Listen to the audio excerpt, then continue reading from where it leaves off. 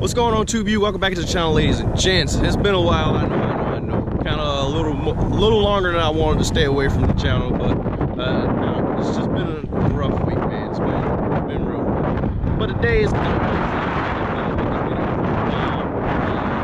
sorry about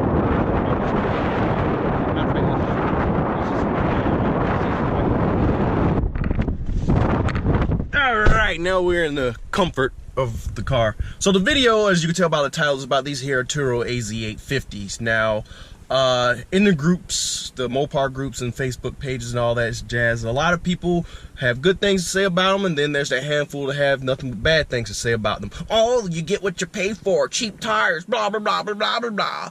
And I've had them now for a good little while. Usually people have them on the car for like a week or two and they want to try to give a review, but it's been up here for almost a month now, and I've drove them in the rain. I've drove them, it hasn't been any snow. Obviously I wouldn't try to drive it in snow, but in the rain, dry, hot, you know, whatever, I've done it. I raced on them and all that jazz. So I think I can finally give an honest opinion and review, if you want to call it that, on these here tires. So just to get out and show you the sizes before the wind kicks up again. So I'm rocking the 275 40s up front. Don't mind how dirty the car and the wheels are, man. It's like I said, it's been a rough week. 275 40 20s up front. I originally ordered these tires and I went and bought 275 45s, and those things were tall as crap, man. They were like way up here when I put them next to the car. It was ridiculous. But I had to send them back, got them. The shipping was super quick.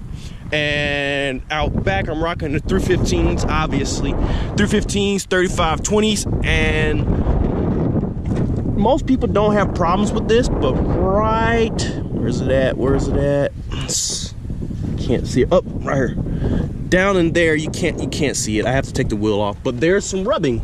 Got some rubbing back there. It's not often. I'm assuming it's only when I hit like a hard bump or something, but just driving around, I don't have any issues with the rubbing. And it's the same way on this side. I actually noticed it on this side. I don't think you can see it in there either. No, you can't. But anyway, let's hop back in the car before the wind takes me out again, ruins this video, because it just never stops here. It's so annoying. Anyway, other than the rubbing issue, I've had no problems out of these tires, man. Now, my buddy Tyler, he sent me a picture and was telling me that his dad had them on his Scat Pack Challenger, and I mean, testing. It's kind of hot. System ready. He was sent a picture of his dad's tires, and it was Atturo AZ850s, and they were splitting. All right, no weekend just yet, and they were actually splitting with. I'm not sure how often he used them, how long he had them, but it looked to me with the amount of tread life left, they shouldn't have been splitting, and that was a concern. But for the price that I got mine at, I was willing to take that chance. So a couple of buddies, Tyler included, they paid around $8 something for their tires, and somehow, some way, I looked up and just found the deal of a lifetime on Atturo AZ850s, and mine were only $5 something. I've been pricing them, and because I was gonna go with more Firehawk Indy 500s. I love those tires. They look great. They hook great. They drive great. They handle perfect. I was gonna go with those tires again, and the price of those was about $8 something. So I was like, all right, well, why would I get these Atturos who could possibly freaking shred and blow out or do something crazy like I've been hearing, when I can just get these here Firehawks that I already know and I've already had. I know they work just fine. But I did a little more digging on the eBays and ended up coming across the 315s were only $122 a piece, and the 275s are only $140 a piece. Yeah, it's weird. I don't know how the fronts, the bigger ones, whatever. Anyway, the total after it was all said and done was about $530-ish, something like that. I couldn't pass it up, man. It was $300 saved that can go towards something else, and if they suck, then oh well, I guess you get what you pay for, you know. There you go. But they've been handling just fine. I've drove them in the rain. Now, I had this car brand new, and the first time I got like stuck in a bad rainstorm, this is kind of my fault, this is kind of a dumb move. I left the traction control on. I didn't want to be anywhere near the throttle. I was just driving along, trying to keep the car on the road. It was downpouring cats and dogs, man. It was me, cousin, our friend AJ, and my brother, and his girlfriend and her cousin behind us. And we were all in our Chargers. Different years, different Chargers, 4 different cars. I had them all in front of me. They were just going through just fine. So I was just thinking, I shouldn't have a problem on these. I'm driving, and we all know the stock tires in the rain are terrible. And I've told the story before, but some of you guys are new, so you probably haven't heard it yet. And just driving along, and all of a sudden, the car just starts going that way, and I'm looking that way, just like, oh God, here we go, it's the end. And I panic, hit the brakes, cut it back to the left, car goes back that way. I'm like, oh God, this is it. This is a week after buying the car, and I'm hydroplaning about to face, the car's about to get totaled. I'm already accepted that fact. And I was able to save it, kept the car on the road, and that was my worst experience with the stock tires. The AZ850s, as you saw the other day, after that autocross event, we got stuck in that damn flood, that flash flood that happened, and it plowed through that stuff just fine. No cruise control this time, but I was able to keep it on the road. I had no slipping issues.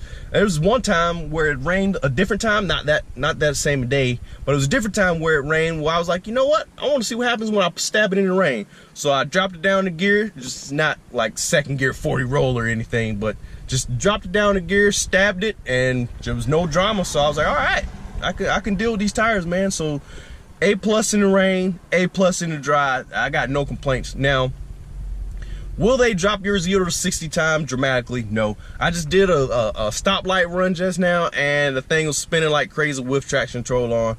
And so don't be expecting to be out here beating cars on drag radials and stuff.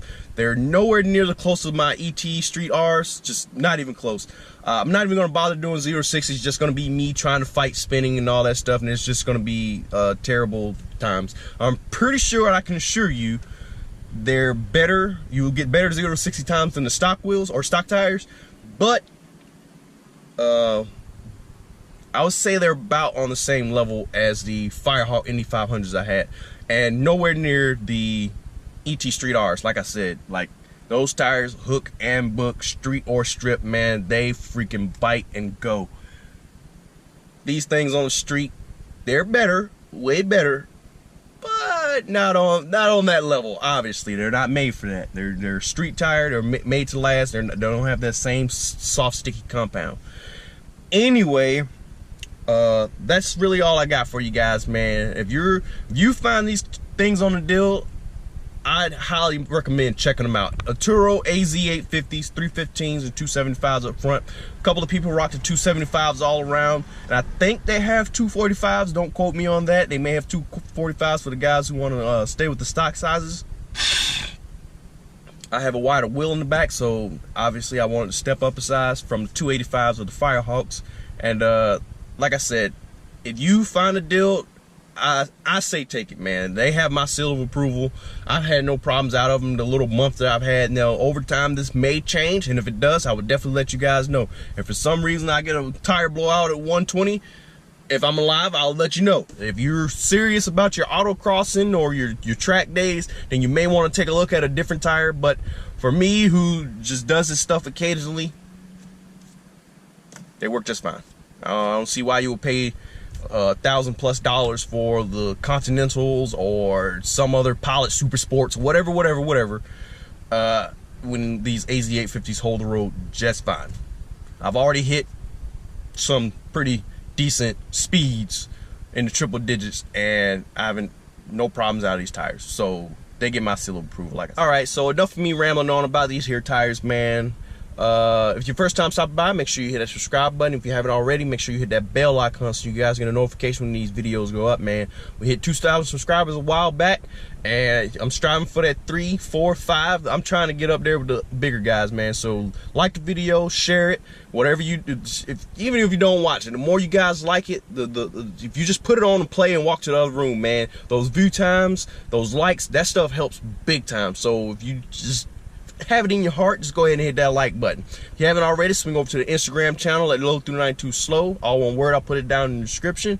And that's all I got for you folks. You folks have a swell afternoon, and I'm gonna go home and be a nerd.